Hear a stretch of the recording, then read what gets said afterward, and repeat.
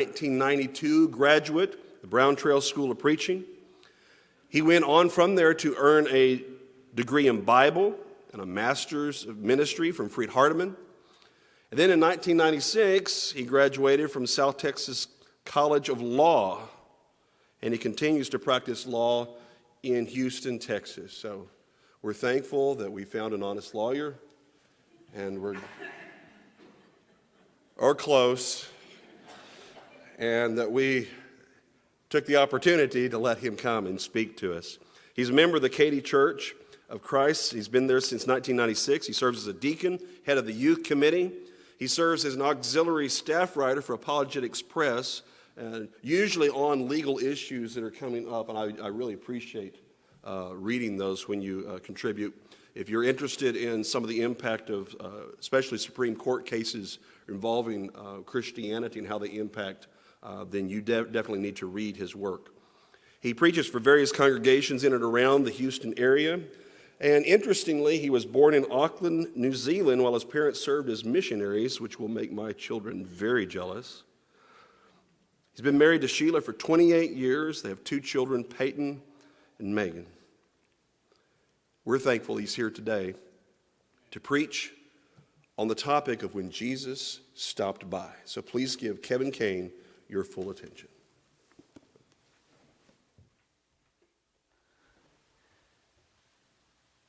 Good morning. It is so good to be here. I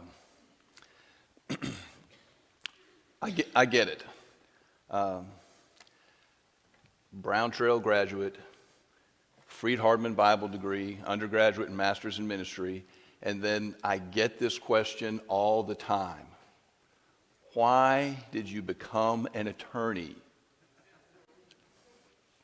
Well, the answer is somewhat complicated, like a Stanley Kubrick movie, but here's the short answer to this.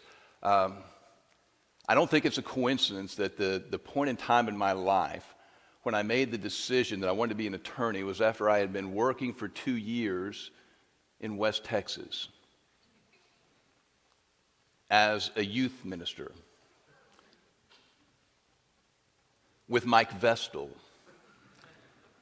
And so I'm not saying that that's the only reason. There's more that plays into all that, but that's part of it. And so one of the things that I want to set your mind at ease about this morning, because I know what happens, because this happens to me every time I have an opportunity to speak like this. People come up to me afterwards and they say, "Oh, Kevin, have you heard this joke about attorneys?" Well, let me assure you of one thing. I've heard them all. So whatever joke it is you're thinking, "Oh, I've got a good one for Kevin, I'll tell him later," I promise you, I'll laugh politely, but I've already heard it. For instance, what's the difference between a vacuum cleaner and an attorney riding on a motorcycle? The vacuum cleaner has the dirt bag on the inside. Or when attorneys die, why do they bury them underneath 20 feet of dirt? Because deep down, they're really good people. You got to think about that one just a little bit. Or how does an attorney go to sleep at night?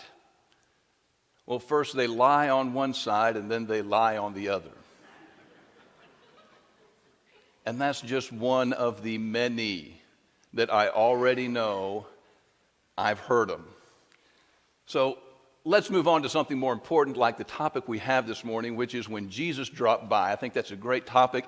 It makes me think of when I was younger. I can remember what a big deal it was to have company coming over. You remember, maybe not so much today, but there was a time when company coming over, that was huge. I mean, that was something that the families sit down and we talked about and we planned about and we anticipated. You know, we've got company coming over. Next week, the Lanhams are coming to our house. And then the week after that, we get to go to the Hopkins, and we're really looking forward to that. And that was really exciting. That was a big deal. I can remember in my house, when we had company coming over, my mom would make these little appetizers of some sort. Like little cheese on a Ritz cracker or some homemade queso or French onion dip. And she'd put it on a plate that I had never seen before in my life. And would set that out, and then we'd just have to wait for the company to get there. And of course, we were hungry, and as kids, we just happened to innocently saunter by the table that had the snacks on it. And Mom would scurry us away and say, no, no, no, that's not for you. That's for company. Because company was special. Now, when I came home from school every day, Mom didn't make me queso. But company's coming by, and it's time to melt the Kraft Velveeta cheese in the microwave. We got company coming over. That's a big deal because those were important people that were coming to our house. Today, not so much. Today, if someone knocks on your door, you act as if you're in the middle of an assassination attempt. Someone knocks on the door. Shh, everyone, quiet, quiet. Get down, get down. Don't move, they'll see us. Shh. Did you invite somebody? I didn't invite somebody. Did you? Shh, don't. Stay down, low, low. Can they see us through the transom windows? Stay down.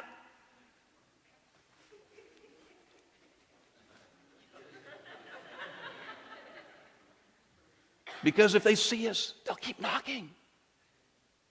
We treat company a little different these days. But for those of you who are older, remember a time when we anticipated and looked forward to having company. Imagine, and this is hard to imagine Jesus coming to your house. How special would that occasion be? For Jesus to knock on your door, for Jesus to come into your house. That was important. There are accounts of Jesus in the Bible where he was invited into certain people's homes. And those stories are not just there for us to see that occasionally people were hospitable toward Jesus. There is so much that we can learn from these important stories. And so we're going to look at 3 of them this morning, and they all come from Luke's gospel account. So if you want to open up your Bibles, we're going to be in Luke this morning. And we're going to look at 3 different accounts, the first of which comes in Luke chapter 19. If you want to be turning there, we're going to look at 3 accounts, and we're going to just take away one big point from each of these stories, from when Jesus dropped by. We're going to look at Zacchaeus, we're going to look at Mary and Martha, and we're going to look at Simon the Pharisee. And from each of those, we'll take away one big point. I remember growing up that there was nothing more important, there was never a bigger occasion in terms of having company over than when you had the preacher over who was holding a gospel meeting. When you had the preacher who was holding the gospel meeting, that was royalty. That was a big deal. I can remember having preachers over to our house, preachers like Dan Jenkins and Johnny Ramsey. I can remember having Maxie and Fran Boren in our living room. And those were special occasions. But think about how special it was for Simon, for Mary and Martha, and for Zacchaeus. They had Jesus in their home. Let's talk about what happened when Jesus dropped by. In Luke chapter 19, beginning in verse 1, it says, Jesus entered Jericho and was passing through. A man was there by the name of Zacchaeus.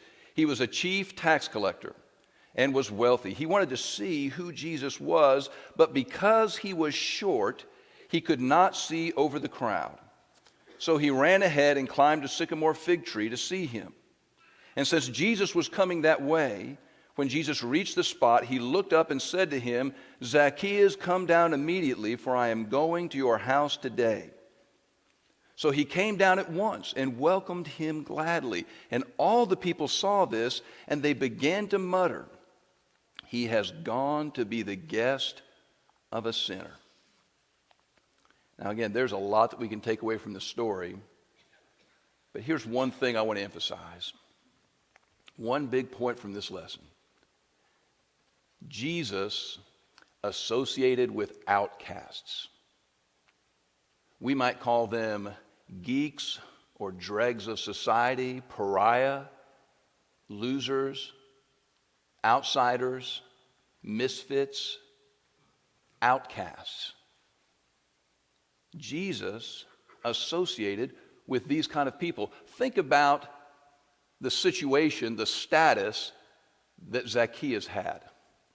First of all, the Bible tells us he was short. You don't know how hard life can be until you've been there. A short man. Always picked last. Literally and figuratively looked down on by everyone. You think it's hard talking to girls growing up? Try adding in a height factor, and it's nearly impossible. But on top of that, the Bible also says, socially, he was about as low down as you could measure a person in terms of status. He was a tax collector. From a first century perspective of a tax collector, I'm not sure if there's a 21st century equivalent to measure how low down you are socially. Maybe it's an attorney, or maybe it's an IRS tax auditor, or an MSNBC news host. I mean, just as low down as you could possibly get. And nobody liked the tax collector because your job was to collect money for the government, and that was a problem for the Jews. And then on top of that, if you wanted to become a tax collector, that's one thing. If you wanted to become a wealthy tax collector like Zacchaeus was, then you taxed more than what you were supposed to take, and you kept that for yourself. And nobody likes that person. And then on top of that, the passage we just read said he was a sinner. That was his reputation. And it doesn't say why. Maybe his reputation as a sinner was because of his profession.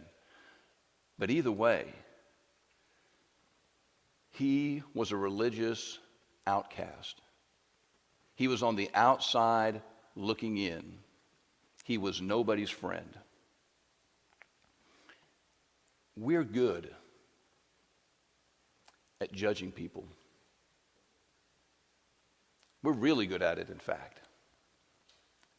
And sometimes good, sometimes bad, sometimes indifferent, but we all think we're pretty good at it. You know, when I go to work every day, I take the bus from Katy to downtown Houston. And when I do that, I like the window seat. And when I sit down, oftentimes I just like to sit there and rest and close my eyes and fold my hands and just enjoy the quiet before I get to work or coming home from work. And eventually, at some point in time, someone will sit down next to me, and I'll keep my eyes closed. And the first thing I'll do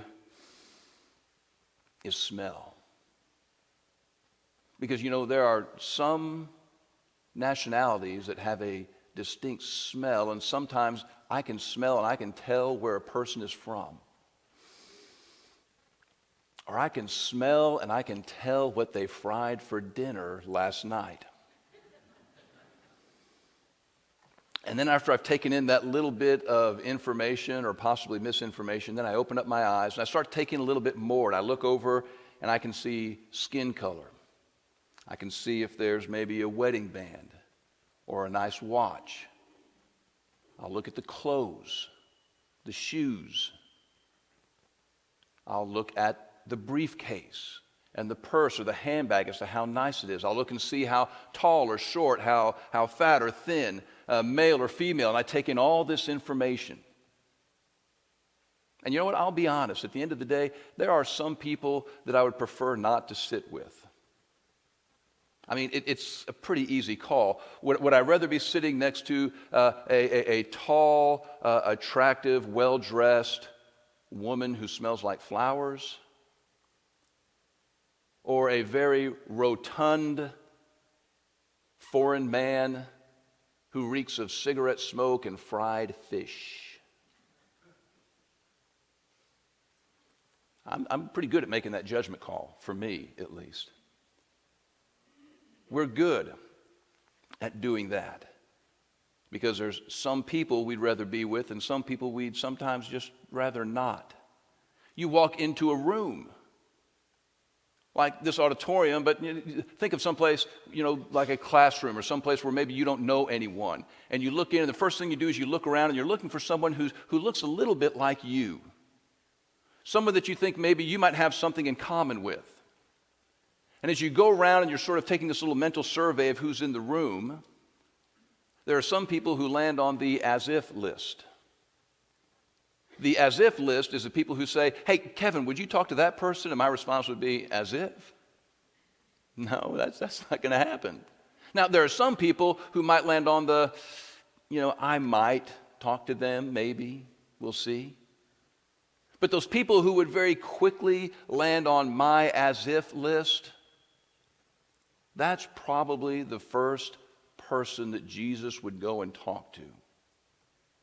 Because Jesus associated with outcasts and outsiders and people who just didn't fit in. And when you're a social outcast, you suffer from a terrible, terrible condition called loneliness. And you may not think it's that big of a deal, and that's probably because you're not a social outcast, because you have a circle of friends and some support. But when you're in that situation, when you're on the outside looking in, that loneliness will eat you up from the inside out.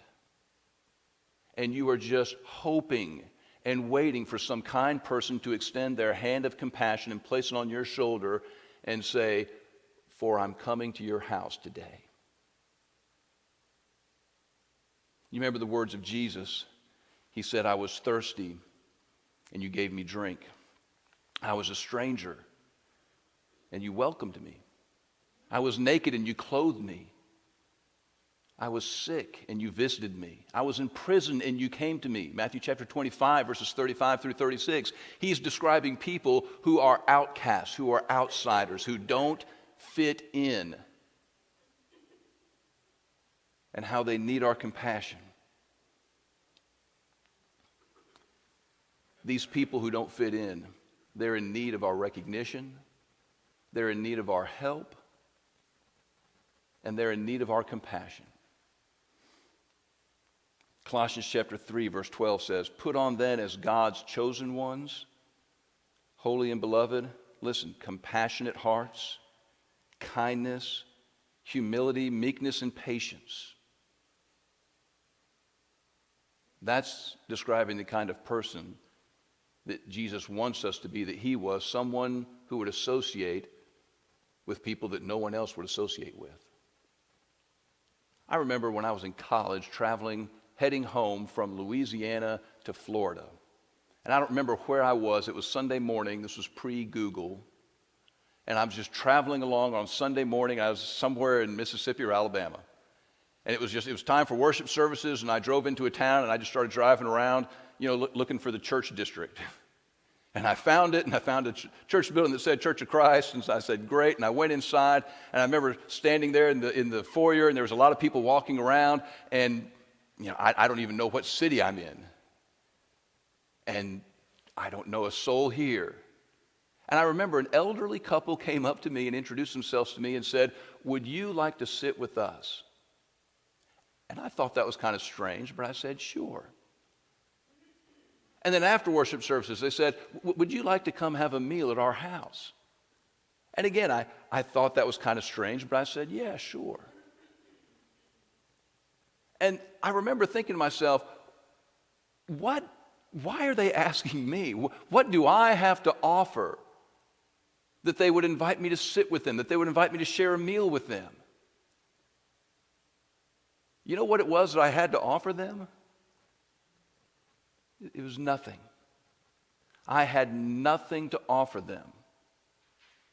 They just saw me as someone who didn't have any friends, didn't know anybody. I'm an outcast. I'm an outsider. I don't fit in. And they were kind and they were compassionate and they were like Christ.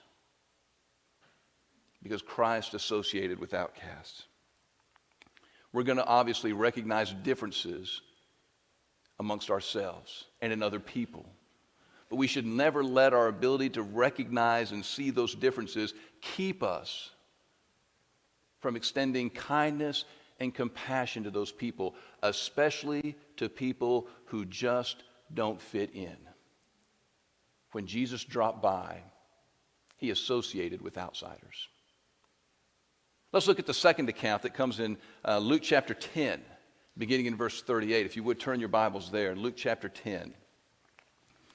This is the story of Mary and Martha.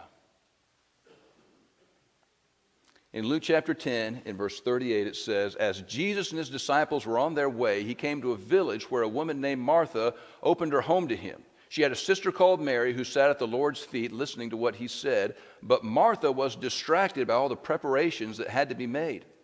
She came to him and asked, 'Lord, don't you care that my sister has left me to do the work by myself? Tell her to help me.'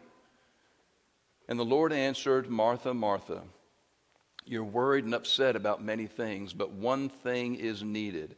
Mary has chosen the good portion, and it will not be taken away from her.'" So here's Jesus teaching. Here's Mary sitting at his feet.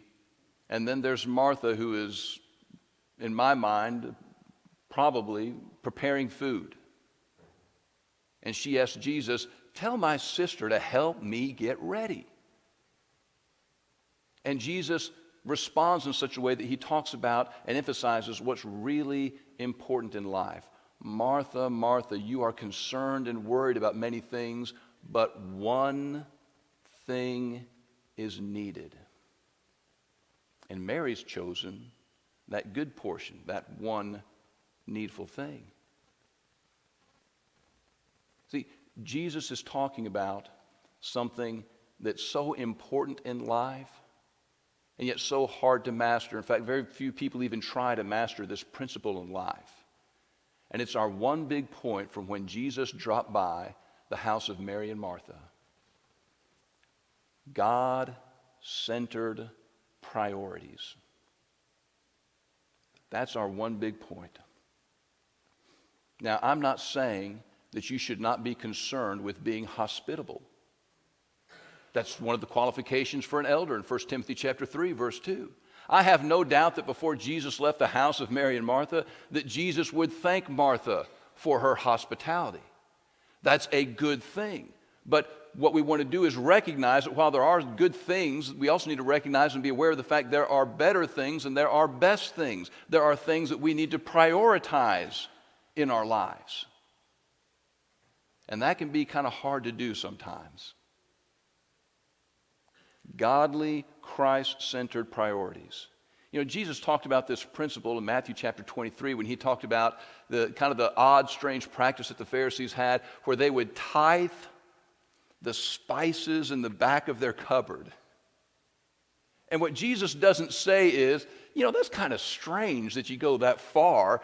You shouldn't be doing that. He doesn't say that at all. In fact, he says in Matthew 23:23, you should continue to do that. That's fine. But don't do that to the neglect of more important things like justice and mercy and faithfulness.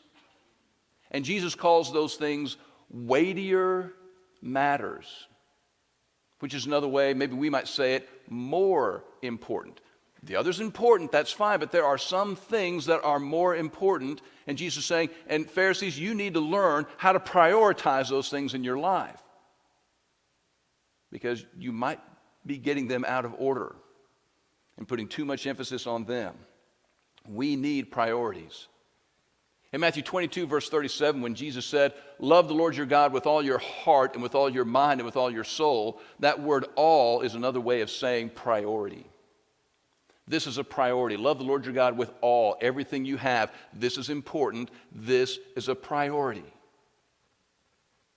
A-L-L means priority. In Colossians 3, verse 2, when it says, "Set your mind on things that are above, not on things on the earth," that's talking about priorities. Ecclesiastes chapter 12, verse 13. "Fear God and keep his commandment, for this is the whole duty of man," or some translations say the whole of man. That's another way of saying this is a priority. This is important. Romans chapter 12, verse 2 that says, "Don't be conformed to this world, but be transformed by the renewing of your mind, that you may prove what is that good and acceptable and perfect will of God." That's the application of priorities.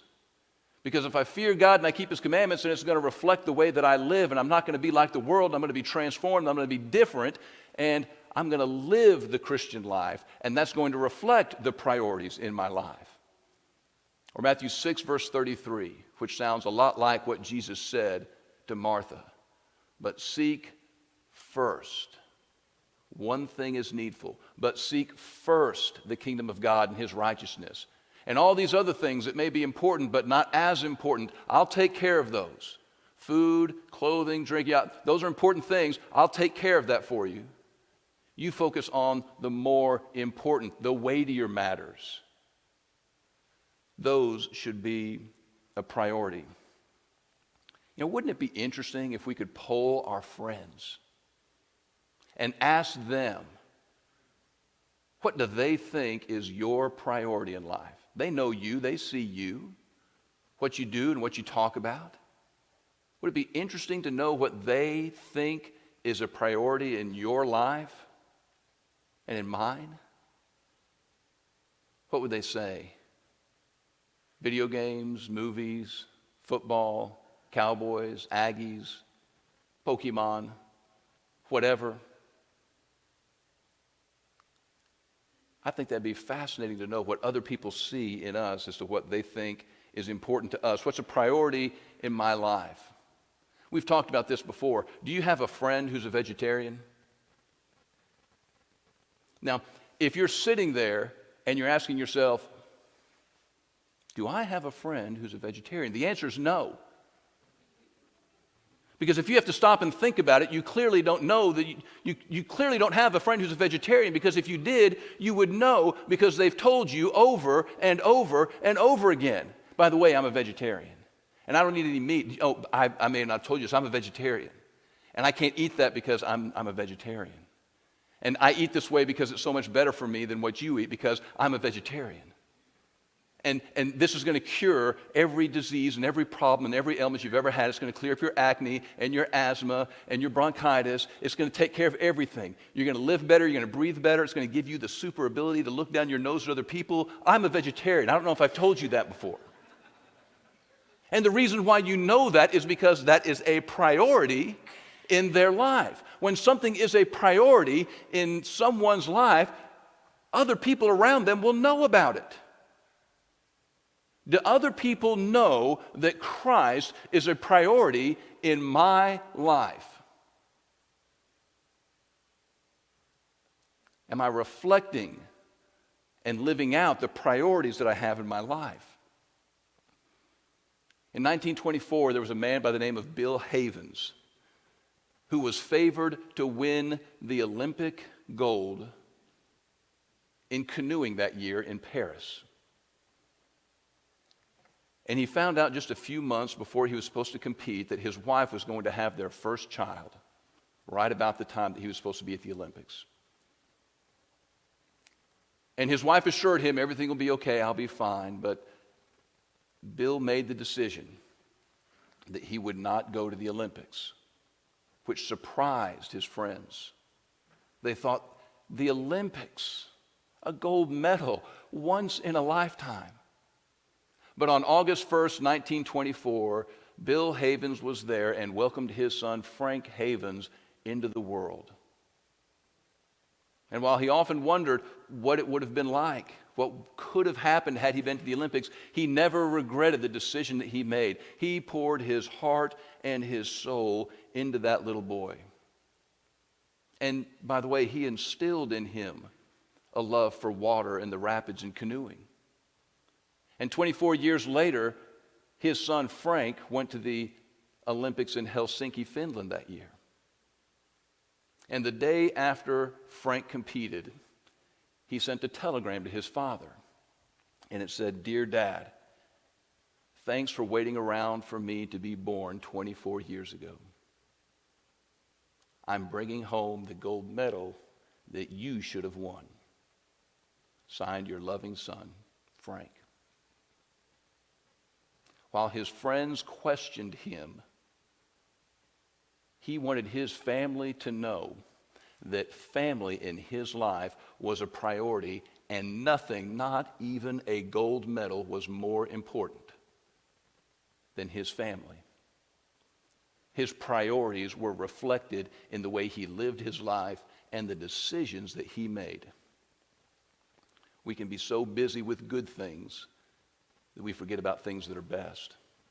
We can be so busy thinking about what we're doing that we forget about where we're going.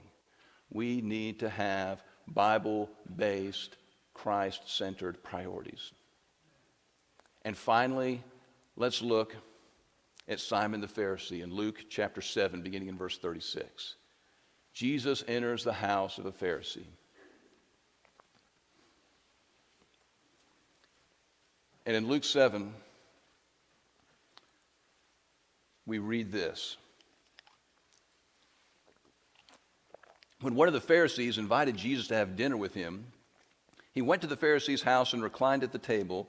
A woman in that town who had lived a sinful life learned that Jesus was eating at the Pharisee's house, so she came there with an alabaster jar of perfume. As she stood behind him at his feet weeping, she began to wet his feet with her tears.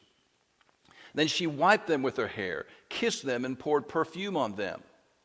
Now, what an awkward situation to have a guest in your home, and someone who may have been an uninvited guest comes in and just starts to weep uncontrollably. Just cries and cries and can't stop.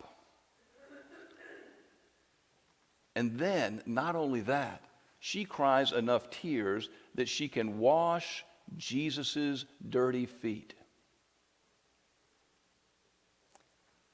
Have you ever cried over anything enough tears that you could adequately wash 2 adult feet? And then she proceeds to dry his feet with her hair. She kisses his feet. She anoints them with perfume, the very feet that would someday be nailed to a cross.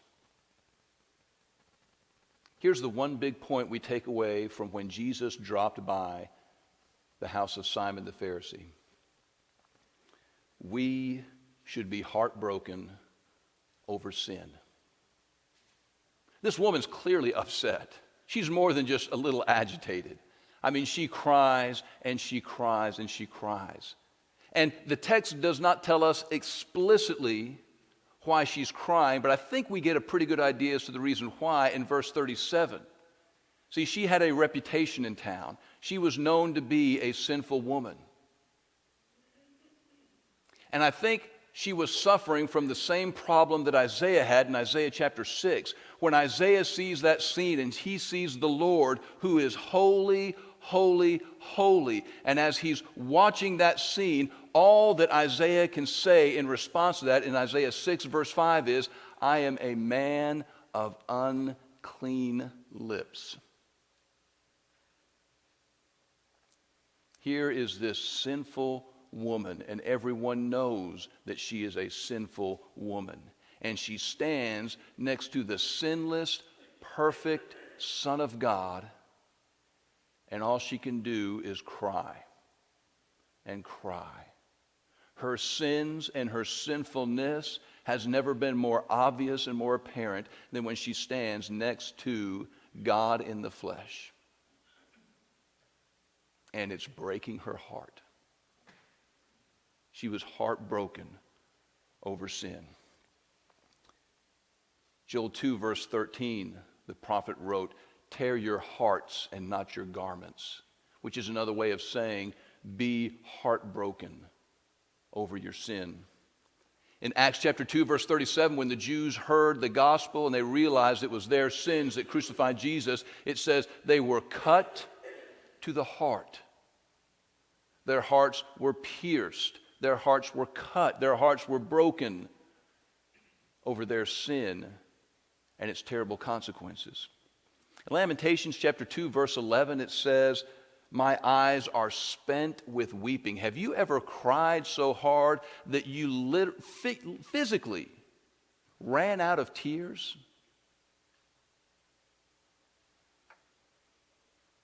Psalm chapter 51, verse 17. What kind of sacrifice does God want? He says, I want a broken and contrite heart. I want a heart that is broken over sin and its devastating consequences. That's the kind of heart that God wants. 2 Samuel chapter 12, verse 13. After Nathan said, you're that man, David cried out, I have sinned against my God. He was heartbroken. How do we think about sin? Do we think about sin in terms of, well, it happens. All have sinned and fallen short of the glory of God. That's going to happen. Nothing we can do about it.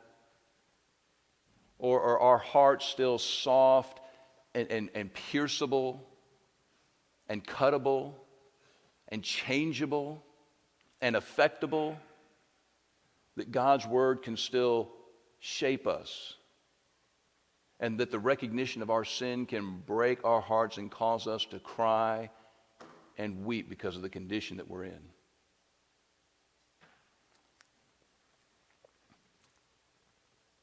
A number of your young people go to Camp Bandina